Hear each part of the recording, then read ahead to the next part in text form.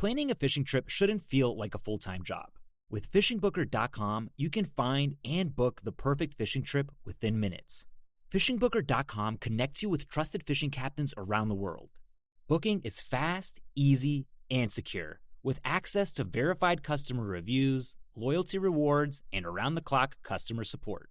Everything you need to book with confidence is in one place.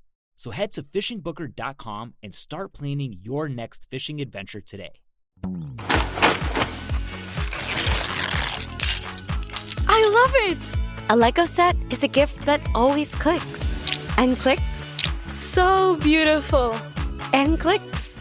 For kids who love to create, choose a Lego set. A gift that always clicks.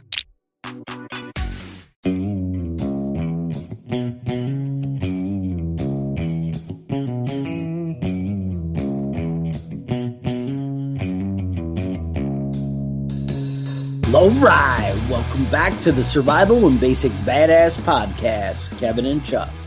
Well, today the internet looks a little bit better. I think things are on the up. We'll see.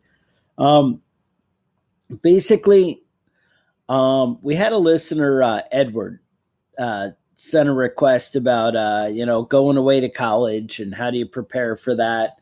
And I wanted to talk about that and basically traveling and kind of just being away from home and what you can do to prepare. And when you're, away and have to get back to your stuff or maybe can't get back to your stuff, wanted to cover some of those ideas, how we can kind of look ahead and think about what to do. I mean, being away at college is worrisome for every parent. It's always on your mind of, my kid's out there. What if they need me? What if, something happens?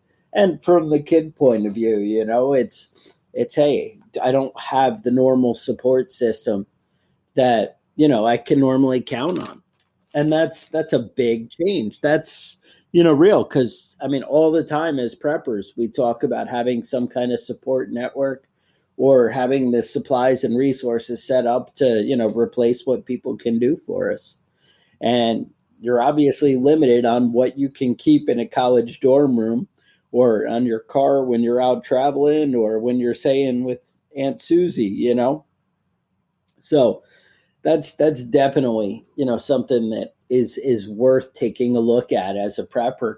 And it's something to think about every time that you go out. Every time you go away, it's one thing to be able to get home from work, and that might be 20 miles or 30 miles. To get home. And that's a big deal. But imagine, 500 miles or 1,000 miles, away from home. That's an even bigger deal.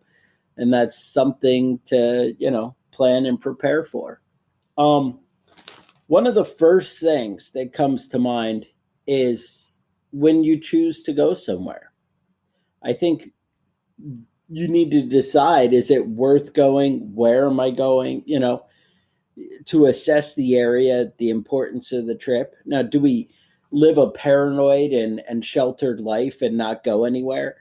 Would I not hey, let's not go on vacation in New Orleans and have a good time because it's not, the safest place and it's far away from home and it's hard to get back. You still are going to live your life.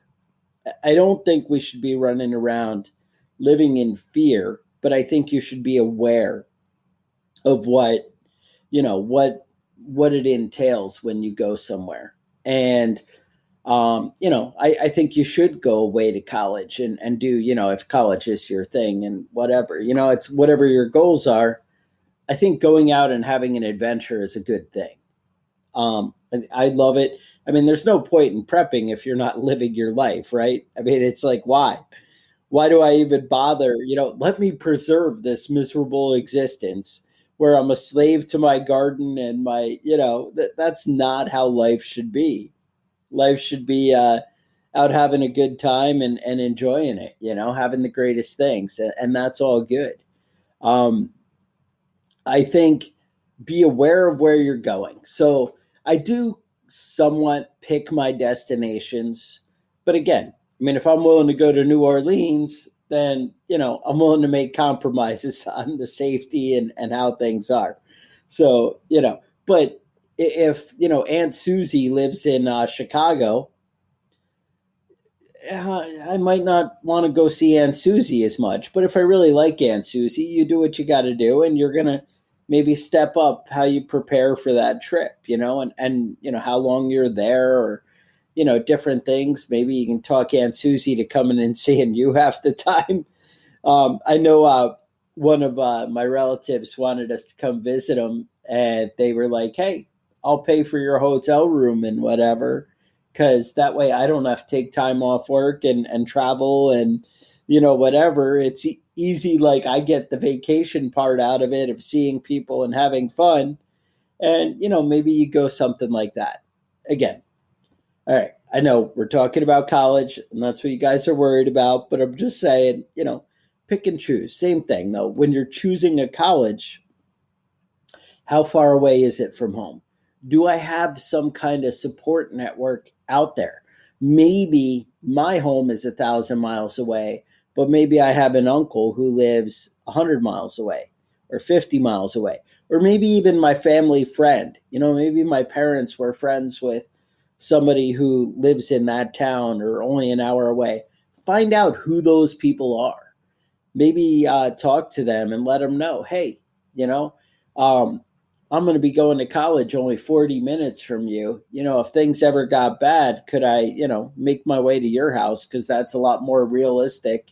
Or could I even, stockpile some supplies there to help me get home? And then something like that is more realistic. But I think the honest answer is maybe look at it in an alternative, right? So nobody wants to be away from your family and think about like that. Like, hey, I'm not going to see you ever again. No, that would be horrible, right? But what if you're like, hey, my plan would be I'm going to go hang out here. I'm going to make this the new norm, and I'm going to set up, and mom and dad aren't going to expect me to come home. You know what I'm saying? They're not going to worry that I died, because we have plans that I'm like, hey, if something, major where there's no power grid and no cars and there's no chance of me coming home, then I'm going to be, I'm going to hunker down here because that's what's safest. And sometimes making that choice, but also having those discussions beforehand, I think are really going to help, because that puts people's minds at ease. They're not as worried. Hey, they never came home. That means that they're laying in some gutter somewhere. No, we had a plan that, if things go bad, you're in college, you're an adult, and you're going to handle your own business and be your own man. There's nothing wrong with that. Now, let's kind of circle back around and let's try and get you home. That's the better plan. But I think having other backups, and I also think if you're planning on making it home, having ways to places to stop, hey, I can go halfway. We know this person. Halfway, we know this other person. Get to know who's around, who's, available for you to connect with. Those things are going to matter. Where can I find resources? So that's kind of step 2 of it. So decide where you're going to go. And the risks and things, and decide what's worth to you. If the program or you getting accepted at that college is the deciding factor, that they have a good program that you're into and you're qualified to go there, and that they met the financial requirements you're looking for. Were you saying something? No. I think that No. To get to that point though, when you're at the college, you have to kind of assess the situation. Say you're from up north somewhere, and your biggest worry is blizzards during the wintertime. But you're going to school in Florida, so now maybe your biggest risk is hurricanes. You have to kind of be aware of your new area and what the dangers are there. You're used to your own home turf and what things might go wrong. But, being in a new place, you've got to kind of look at the new environment and assess what the dangers of the new area are. Whether it's crime or natural disaster, anything like that might be something that you're going to have to kind of shift your focus on what to be aware of. No, I think that's right. Now, I do think one of the things that come up. All right. Well, now let's expand on that. So, say you're going to college in Florida or on the coast, on the East Coast. Hurricanes are a real threat. So, like a college room, you don't have a lot of room to store stuff, right? A lot of people do take a car to college, which is nice. That's going to help because it expands your storage, right? Mm-hmm. You might be able to have a legal firearm, although being in a different state, a lot of times that's not an option. I know some people, might go to college in like Virginia or something like that. Virginia has pretty easy non-resident concealed carry that, you could get. That's, something you could do. A lot of the programs, but again, most concealed carry are 21 and up, right? And so college kids are like 18. You're not, necessarily available for a handgun. But also a lot of places having a small rifle, not a bad way to go. And it doesn't have to be the scary AR-15 blaster, maybe a Ruger 1022 with a decent scope and knowing how to use it in your car. Not so bad. I know a lot of colleges and schools. I feel like it's about 50-50 now with states allowing you to have firearms on a college campus, like in your vehicle. In the dorm, I think you're going to limit that a lot more where it goes to small, options. But I also think a decent knife. You had, when we were discussing this earlier, you had mentioned something about they have those pen knives. Yeah, I mean, there's a couple of things that are reasonable tactical decisions that aren't going to break the bank that you could kind of bring with you. One is that there's a couple of things. One that I wanted to touch on was the body armor backpacks. They have a lot of options with that, and I know a few people that have gotten them and were happy with them. But I mean, if you go online, you can find 100 different options. Leatherback gear, Premier body armor, Citizens armor. They all have backpacks that will flip over so you can cover front and back. Right. With, that with body armor, and in a bad situation, having that backpack that you're always having with you, really could help out a lot. A lot of those. I remember that college shooting at Virginia Tech, and having something like that you can just flip over, that you already have with you. You can just flip over and strap yourself up and get the fuck out of there without having to worry about getting shot in the back while you're making your way to a safe area. For big for advantage. $200 or $300, you can buy a really good option that'll stop any kind of handgun rounds. With what you're describing. But even less than that, $99 buys you that insert that will just slide in that, in that panel in your backpack. That'll, at least make your backpack kind of handgun bulletproof, and that's something, that's worth something right there. Definitely something to consider if that's, something you're worried about. There's a lot of things that you can also use as a weapon that's not necessarily, honestly, a piece of pipe is not a bad thing that you probably could have in your dorm room, whatever. But again, think about what you can have in your car. There's nothing wrong with having it in your car and nearby that, we all want some kind of everyday carry, and you can find something, and that might be a pocket knife. That could be whatever that you can carry around campus, but also maybe something a little bit more when you can get to your vehicle and whatever. Right. Now, kind of being aware of how much gas is in your car. I know it's very common for young people and honestly a lot of people to drive around on like quarter to an empty, tank of gas. There Right. is nothing, there's no cost difference in just always filling it in that top quarter versus the bottom, once you fill it the first time, right? So Right. just maintaining is not a bad way to go. I don't let my vehicles get that low anymore. I've really made a lot, concerted effort to, keep gas on hand and a full tank and, but stuff like that is going to really help out. Also, people talk about having like a hidden cache or they say geocaching. Have you heard this? Right. Where, Yeah. you'll have the stockpile at friends, along the way, or you'll have, something even buried along the way. That's something you could do, where you could have some supplies, hidden kind of along the way that would help you get there. It's Hmm. something, realistically, do I think most people would do that? Probably not. But if it's something you want to, it's another option you have available to you. I guess Hmm. that's how I would approach that.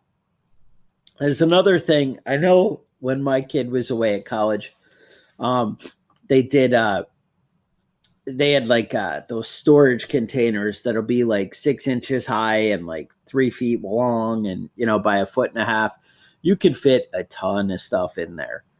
Hmm. Um, I also know, you have dorm kind of resources. Some of them had like toilet paper provided by the dorm. I know other ones you had to kind of have your own. Well, they would load that kind of stuff up, but always it's very common for a college kid to have a case of water in their room all the time. That's again an extra case in your car would be even cooler. But just keeping that full supply. Um, I basically had like a 72-hour kind of bug out bag. A lot of you guys can go back and check out our videos on not necessarily the bug out bag, but the get home bag. Our bug out bag was really for a different purpose. If you watch that video, that was more the I'm going to kind of rebuild the world kind of thing, Right. that you would throw in your vehicle and take with you. This is a get home kind of carry bag. It's not bugging out. It's getting home. There's a difference. Right. Um, Let's just run quickly through a basic get home bag. all right. Um, so if you're in college, maybe having one in your room and one in your car would be a good idea. But they're not, it's not expensive. I don't want you to, blow $6,000 on each one of these bags. It can be basic stuff. You want some Yeah. clothes, shoes, socks, stuff to keep your feet dry. I throw a windbreaker in mine just because, it adds a minimal amount of warmth, but it'll keep you dry in inclement weather. Whatever kind of clothes you think might be necessary, because if you're in college, it's gonna be mostly winter months that you're gonna be there, and you want to be aware of Right. cold weather issues. You're gonna want to have about at least 2 liters worth of water with you. If you can bring additional water, that would be great in an emergency to just grab it on your way out. But you want to have your bag already stocked, and you want to have some food in there. Not canned food because that's going to be heavy stuff. But you want food that's going to have at least a 1 year Right. life expectancy, something that you can put in the So bag and not worry about until the end of the year. right. So well, hang MREs. on, hang on. Let me Yeah. stop you there. So I know I bought like my Patriot Supply. I don't know how their prices are and stuff lately. I haven't really looked, but they for a while were offering a 72-hour kind of 3-day food supply in a bag that was long-term storage, and they were offering that for like $10. We're not talking about significant, but it's something you got to prepare. Right. Um, And if you so have I it, have it's one big. of Yeah, right. it's well I worth have the one of cost. those You in have it when there. you need it. Right. I have one of those in my bag. I also have a a shoot, at like Gander Mountain, they had this big like 2,500 calorie kind of like I don't know if it's protein slash food bar, whatever. Where again, it's not something that I imagine I would ever want to eat. It would probably taste horrible, but it's calories, and if I'm starving, and my experience has been with stuff like that is it kind of fills you up and makes it that, all right, yeah, now there's like something in my belly. I'm not hungry. Whereas it's not necessarily something you want to eat. You know what I'm saying? And having a full belly and kind of getting some nutrients isn't exactly a bad way. Tylenol, something like that to work through a little bit of pain, or Advil. I kind of like Motrin myself, which Advil, same. I would also say with the water, I'm kind of in agreement with you that 2 or 3 liters. I know my get home bag has a bladder in it, the Camelback kind of thing. Yeah. Having like a gallon container of water sitting in your dorm room or whatever that you can pour into the Camelback bladder before you go would be the way I would plan something like that. Right. You also want at least like 2 separate water bottles. Now work with me here, as containers is what I'm worried about. So you're going to want the water, but you're going to want them as containers. Now, you're never going to be able to carry enough water to go any kind of real distance. You're going to need to replenish your water supply. So having a good water filter, something simple. I know you see the Life Straw. That's like the popular one. I don't see too many ads anymore, but I know Sawyer makes a great one that you can just screw onto the top of like a regular water bottle. The normal like Dasani or whatever, it'll like screw right onto the top of it, and you can kind of drink it right through and it'll filter. Those are like $18 or something like that. Having something like that buys you that you can stop and get water anywhere. Right. I also found that they sell these little packets of they call them water purification tablets. And so you'll have like a little pouch of bleach, basically. They're like, like the little salt things for salt, the little paper packet, they'll have that with bleach in it. And being able to add that, let it sit for 30 minutes, something like that, you're talking about like $2 for like 50 treatments. Right. And something like that, you're able to get water anywhere. That's the answer of what you want to go. So you need some water for your actual, moving. You need containers for the water, but then have, a more long-term way of treating water and finding it. And also be aware, if you're in Arizona, you might need more water than, filtering and treating isn't going to be as easy of an option as if you're in, somewhere, up north or whatever, where we have tons of lakes or, whatever. Anyway, there's that as an option. If you have any kind of prescription drugs, stuff like that you're dependent on, that's something to just make sure that you keep a reasonable supply.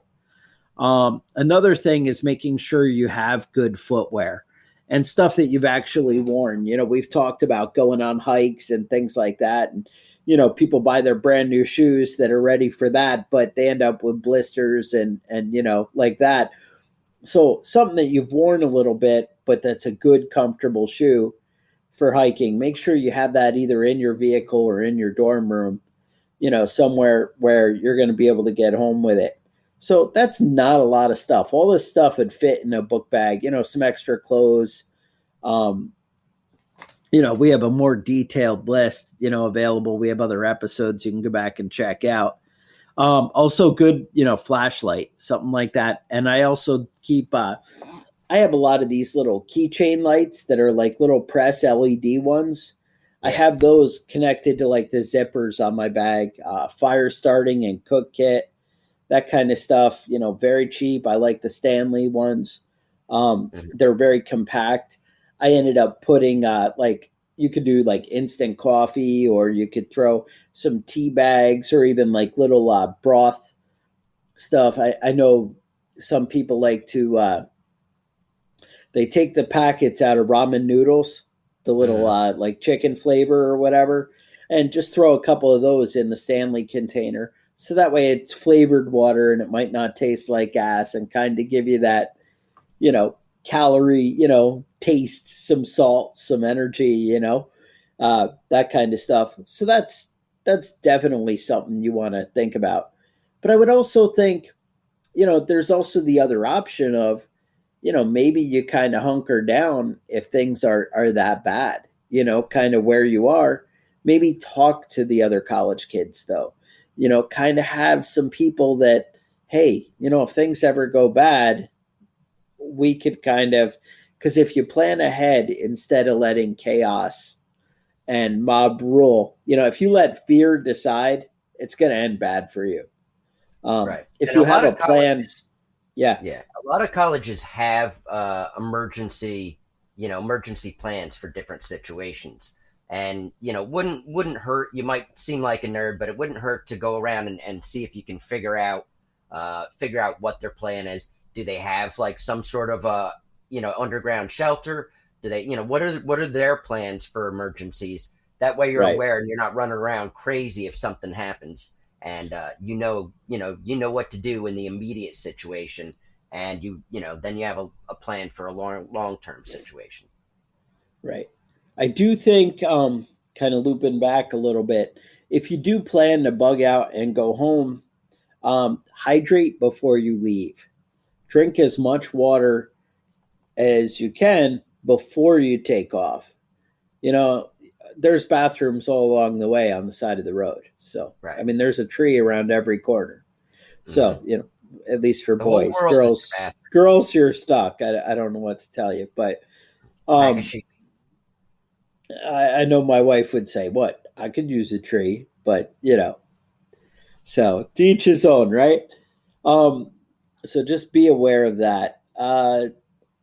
Just hydrate is crucial. Like Kevin said, kind of find out what resources are available at the school.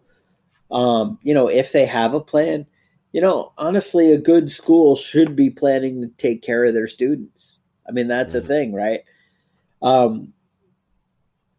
They should have things available to you where they can take care of you. Also, I don't know. It just, I guess that's kind of where I was heading on that. I don't know. What do you got? As a parent, it does definitely seems, somewhat scary to, it's very scary. Experienced child, travel out in the world and start new situations. And there's a lot of things to worry about aside of this.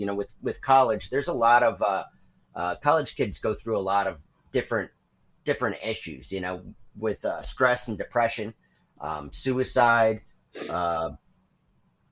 distractions like sex and drugs, rock and roll, all the fun stuff. On top of that, a lot of the food that you're going to be getting while you're at college may not be the most healthy food. They talk about the freshman 15, where all the girls get fat when they get there. Boys get fat too, but less people are concerned about that. But you really need to pay attention to what you're eating while you're there. Take advantage of the gyms they have there. Take advantage of the healthy food you can get, and there's a lot of new stressful situations you're going to be at going to college, and it can be difficult to navigate that stuff. So you just want to be conscientious as a student, and you want to be conscientious as the parent of the student that your kids getting everything that they need. They might not express to you some issues that they're dealing with, but you need to be aware of those sorts of situations. Depression and suicidal thoughts and stuff is not uncommon for people that age, especially when they're away from home and their support situation. And those are also things that you need to prepare for when it comes to college and your child going to school or you yourself going away. Right. And that's, that's part of, your upbringing though, too, is, you need to spend time apart. That independence and the things you teach your kids, as they go out and do adventures and go away to camp or go do things as they grow up, that gives them their ability kind of to cope. And our culture has changed over the years where we don't do as much of that with the younger kids. They don't spend much time away from mom and dad. And, like I think it used to be a lot more prevalent back in the day. We kind of had a world set up to, for kids to go off and, they used to spend the night at other people's houses from very early ages and just kind of always away from mom and dad. And culture shifted from that. And I think that is something to be aware of and, something to prepare for. I know my kids went through it where they had a tough time, going away to school and it just, I'm lonely or whatever. I don't know. And again, having a network, having good friends, people you can count on out there. And even if it's not other adult friends, even if it's people you meet at college, maybe you have a friend at college who's local, who, their family's right there. And that's, the resource for you. And like I said, you're an adult when you go away to college. There's nothing wrong with if things are really tough to get home and you're stuck with you toughing it out there. But I know it's a lot easier on your heart and your parents if you kind of discuss these things and you have a plan beforehand. Hey, if things got really bad, instead of risking my life trying to walk home, then what I could do is hunker down here, and these are things to consider. I have family, I have my kids are, hundreds of miles away. Right. And there's a good chance their best move is to not come here. But I think another thing is to pay attention to the signs, pay attention to what's going on in the world. How bad is it? If you think things are really bad, maybe you make a trip home. I think the signs are always kind of there. We could be blindsided if, China had like an EMP tomorrow. No, I wouldn't be prepared for it as far as telling my kids, hey, you should all come here right now. That you're blindsided by that. But as tensions escalate and threats are made back and forth and things start, building up, it's something to pay attention to and be aware of, because maybe being separated is something you can prepare for. And if you choose to be away and you don't have the resources where you are, then be aware of what the political climate is. Kind of pay attention to the news, pay attention to gas prices. Usually you do have a day or three to, with as far as like, gas prices are starting to go up, starting to get crazy. Hey, the dollar's kind of in a free fall. Hey, the market crashed. But that doesn't mean the world is collapsed tomorrow when, the market crashes. But it might be in the next 4 or 5 days, that when, just be aware and paying attention to the news.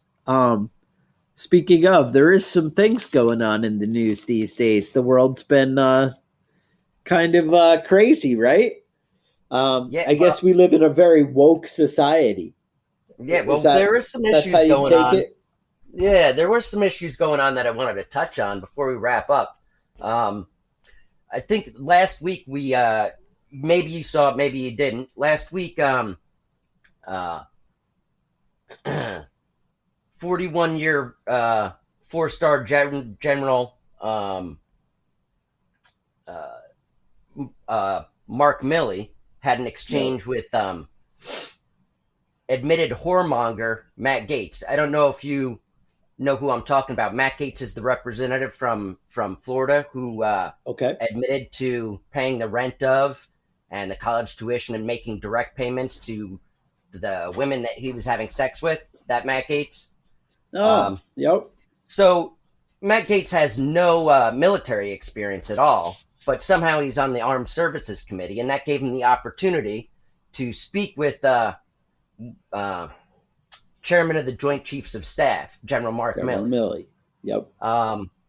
So instead of asking legitimate questions and being educated, he's thought it would be the best bet would be to be disrespectful to Mark Milley, and said some rude shit to him. And Mark Milley replied and made suspected embezzler Matt Gaetz look like an asshole. You know, the guy that is accused of the Justice Department for embezzling campaign finances to pay for hookers. That Mark Milley. Oh, right.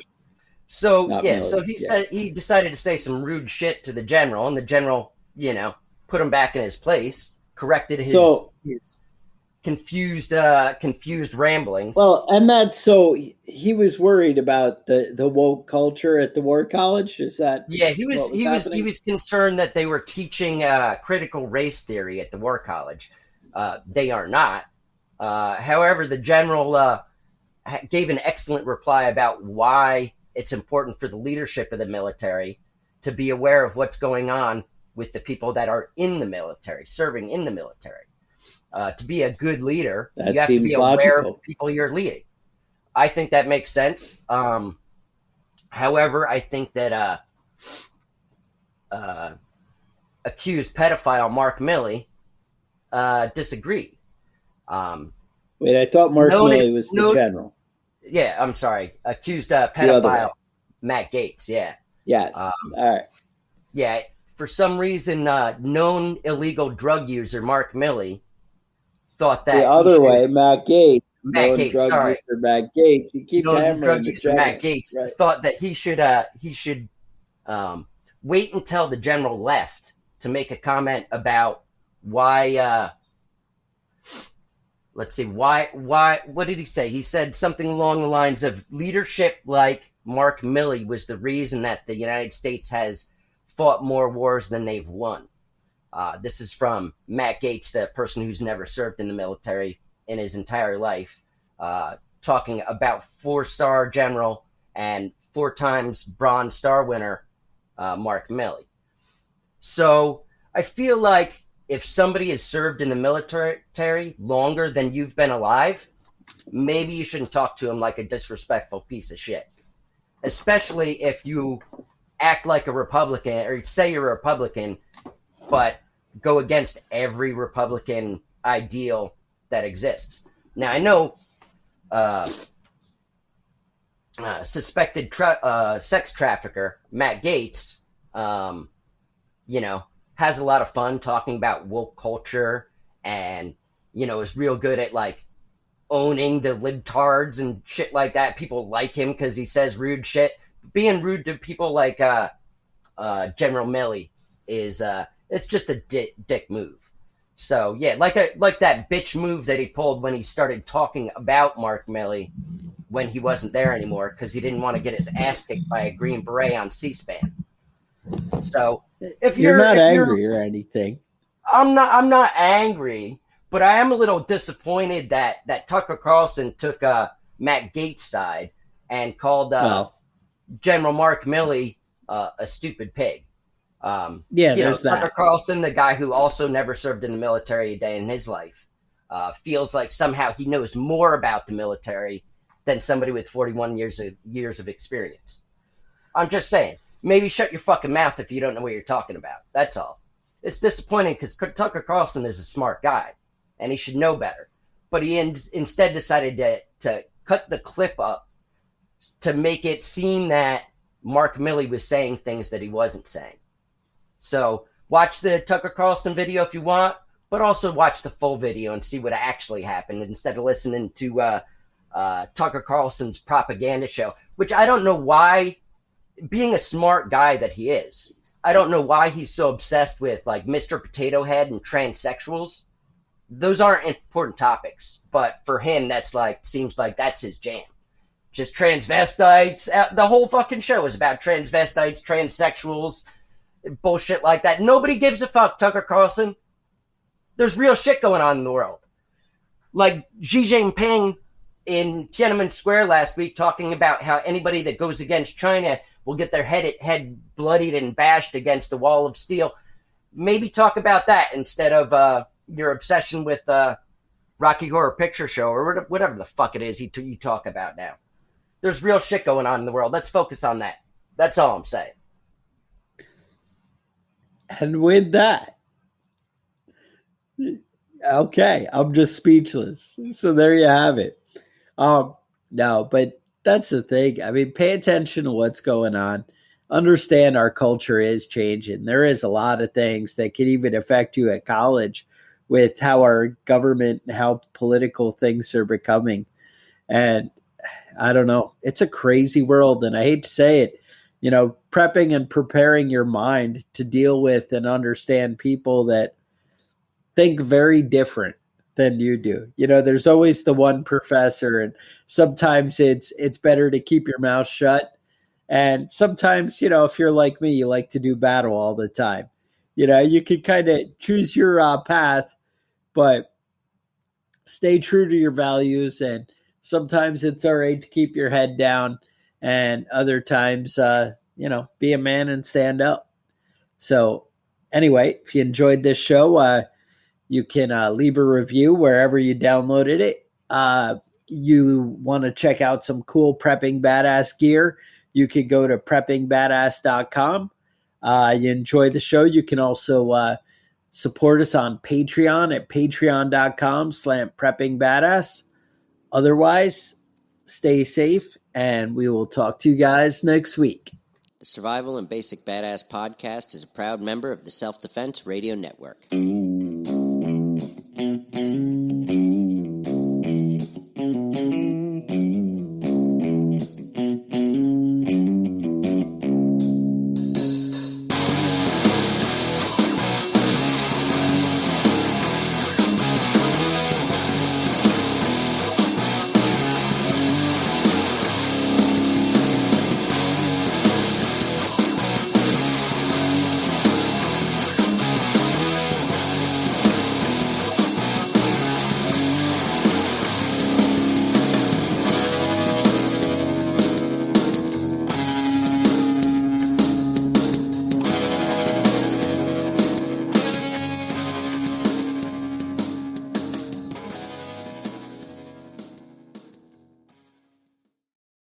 Planning a fishing trip shouldn't feel like a full-time job.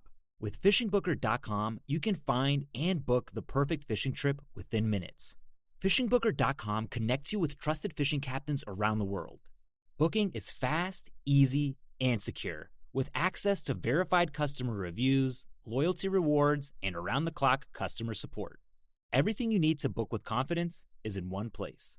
So head to fishingbooker.com and start planning your next fishing adventure today.